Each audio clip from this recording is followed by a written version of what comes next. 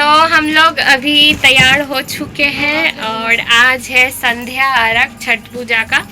तो आज का सारा दिन का जो ब्लॉग था आप लोग को कैसा लगा कमेंट में ज़रूर बताइएगा।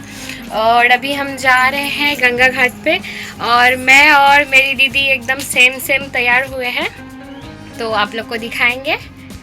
हाय, मेरी दीदी और मैं दोनों आज सेम साड़ी पहने हैं और सेम तैयार भी हुए हैं। कैसा लग रहा है कमेंट में ज़रूर बताइएगा। तो अब चलते हैं गंगा घाट पे और वहाँ पे जाके बाकी का वीडियो शूट करेंगे। तो हम सभी कोई तैयार होके निकल चुके थे गंगा घाट के लिए। तो आज है संध्या आरग और यहाँ हम और मेरी दीदी, जीजा और उनका ही ससुराल का रिलेटिव एक दीदी थी। तो हम लोग सब यहाँ पे फ़ोटो शूट कर रहे थे और उसके बाद हम लोग सभी जा रहे गंगा घाट पे छठ पूजा के लिए। तो आज हम पहने थे लाल साड़ी और साथ में गोल्डन ब्लाउज और मेरा दीदी भी और मैं दोनों सेम पहनी थी। और हम लोग अभी पहुंच चुके हैं गंगा घाट का एंट्री गेट पे, जहां पे फूलों से सजाया गया था। और आज मैं कैसी लग रही हूं कमेंट में ज़रूर बताइएगा। तो चलिए अब मैं आप लोग को संध्या आरग के दिन गंगा घाट घुमाती हूँ। तो अभी हम लोग पहुँच चुके हैं गंगा घाट में और छठ पूजा का जो महापर्व होता है वो मुझे बहुत ज़्यादा अच्छा लगता है। और किसे किसे छठ पूजा पसंद है कमेंट में ज़रूर बताइएगा। तो मैं छठ पूजा जब होने वाला रहता है मैं बहुत ज़्यादा खुश रहती हूँ कि अब आएगा छठ पूजा, अब आएगा छठ पूजा। तो फाइनली आज छठ पूजा का संध्या आरग है जिसका हमें बहुत दिन से इंतज़ार था। और हमारा ससुराल में छठ पूजा नहीं होता है, इसीलिए मैं आ गई थी अपना दीदी का ससुराल, क्योंकि मेरा दीदी का ससुराल में होता है छठ पूजा। तो मैं आई थी खरना के दिन के रात में आई थी मैं। तो मैं जब आई तब तक खरना का पूजा हो चुका था। तो मैं आई तो थोड़ा सा मैं देख पाई थी खरना का जो सजाया था ना, मतलब जहाँ पे पूजा करता है। उसके बाद रात को ही दीदी के ससुराल में जो मतलब छठ पूजा का ठेकुआ खिचड़िया होता है वो सब रात से ही बनना शुरू हो गया था। तो मैं दीदी के साथ मतलब छठ पूजा का जो प्रसाद तैयार होता है तो हम भी सबको एक साथ मिल के प्रसाद तैयार कर रहे थे। और मुझे बहुत अच्छा लगा, छठ पूजा का प्रसाद तैयार होता है तो उसके साथ मतलब हमको भी बहुत अच्छा लगता है वो छठ पूजा का प्रसाद बनाने में। और हम लोग अभी पहुंच चुके हैं गंगा घाट में। और हमारा दीदी का ससुराल में मेरा दीदी का जो सासू माँ है तो वो उपवास रहती है, वो व्रत करती है। तो अब देखिए मेरा दीदी जा रही है अपना सासू माँ के पास। तो अब मतलब वो अर्घ देंगी, तो जो भी होता है फूल, पान का पत्ता, खाजा सब वो उनको देता है। तो चलिए जानते हैं छठ पूजा से जुड़ी विशेष बातें। छठ पूजा की कहानी क्या है, छठ पूजा का पूरा नाम क्या है। तो सबसे पहले हम लोग छठ पूजा से जुड़ी कुछ विशेष बातें जानते हैं। छठ पूजा सूर्य देव और छठी मैया की उपासना का एक महत्वपूर्ण पर्व है जो पवित्रता, तपस्या और प्रकृति के प्रति आभार व्यक्त करने के लिए मनाया जाता है। इस पर्व को कठिन और अनुशासित व्रतों में से एक माना जाता है और यह 4 दिनों तक चलता है। इस मुख्य अनुष्ठान डूबते और उगते सूरज को अर्घ्य देना होता है। छठ पूजा से जुड़ी कुछ विशेष बातें। सूर्य और छठी मैया की पूजा। इस पर्व में सूर्य देव और छठी मैया का विशेष रूप से पूजा की जाती है। सूर्य देव को जीवनदायी प्रकाश के लिए धन्यवाद दिया जाता है, जबकि छठी मैया की पूजा परिवार के सुख, समृद्धि और बच्चों की लंबी उम्र के लिए की जाती है। 4 दिन अनुष्ठान। यह पर्व 4 दिनों तक चलता है। पहले दिन नहाय खाए, दूसरे दिन खरना, तीसरे दिन डूबते सूरज का अर्घ और चौथे दिन उगते सूरज का अर्घ दिया जाता है। कठिन तपस्या और नियम। छठ पूजा को सबसे कठिन व्रतों में से माना जाता है।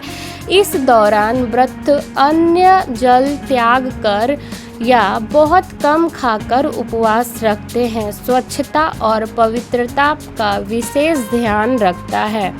लहसुन और प्याज का वर्जित। पूजा में लहसुन और प्याज का प्रयोग वर्जित होता है। प्रसाद और भक्ति गीत। व्रती खरना के दिन खीर रोटी का प्रसाद ग्रहण करते हैं। इस पर्व के दौरान भक्ति गीत गाए जाते हैं और प्रसाद का वितरण किया जाता है। महाभारत और रामायण से संबंध। इस पर्व को शुरुआत महाभारत काल से ही मानी जाती है, जब द्रौपदी सूर्यवासना की थी। मान्यता है कि भगवान राम और माता सीता ने भी इसे अयोध्या लौटने के बाद इस पर्व को किया था। संस्कृति और भौगोलिक विस्तार। यह मुख्य रूप से बिहार, झारखंड, पूर्वी उत्तर प्रदेश और नेपाल में मनाया जाता है, लेकिन अब यह दुनिया के कोई भी देशों में प्रवासी भारतीय द्वारा मनाया जाता है। छठ को महापर्व कहा जाता है क्योंकि महाभारत और पुराणों में भी षष्ठी देवी की महिमा का वर्णन मिलता है। छठी मैया का पूजन करने की परंपरा इस विश्वास पर आधारित है कि वह संतान की रक्षा करती है और उन्हें दीर्घ आयु प्रदान करती है। इसलिए छठ महापर्व में छठी देवी का पूजन विशेष महत्व है। तो आइए जानते हैं छठ पूजा की कहानी।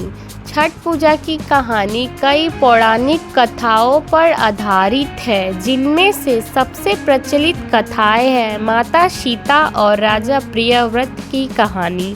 इसके अलावा एक कहानी के अनुसार पांडव के जुए में हारने के बाद द्रौपदी छठ के व्रत किया था, जिससे उसकी मनोकामनाएं पूरी हुई। इन कथाओं के अलावा एक अन्य मान्यता के अनुसार सूर्यपुत्र कन्या ने भी यह महापर्व मनाया था।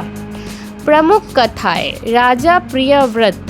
पौराणिक कथाओं के अनुसार राजा प्रियव्रत के मृत पुत्र देवी षष्ठी छठी मैया ने जीवित किया था। देवी ने राजा के पुत्र की प्राप्ति का वरदान दिया था, जिसके बाद संतान की रक्षा और समृद्धि के लिए छठ पूजा किया जाता है।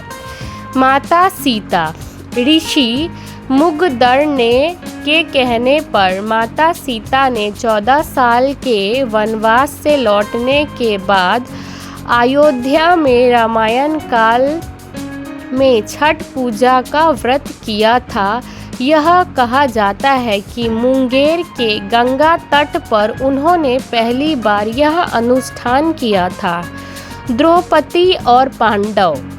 एक अन्य कथाओं के अनुसार जब पांडव अपना राज्यपाट जुए में हार गए थे तो श्री कृष्ण के कहने पर द्रौपदी ने छठ का व्रत रखा था, जिससे उनकी मनोकामनाएं पूरी हुई और पांडवों को उनका राज्यपाट वापस मिल गया।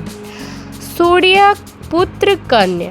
यह भी माना जाता है कि महाभारत काल में सूर्यपुत्र कर्ण ने घंटों तक नदी के जल में खड़ा होकर सूर्य का अर्घ्य देकर इस पर्व की शुरुआत की थी।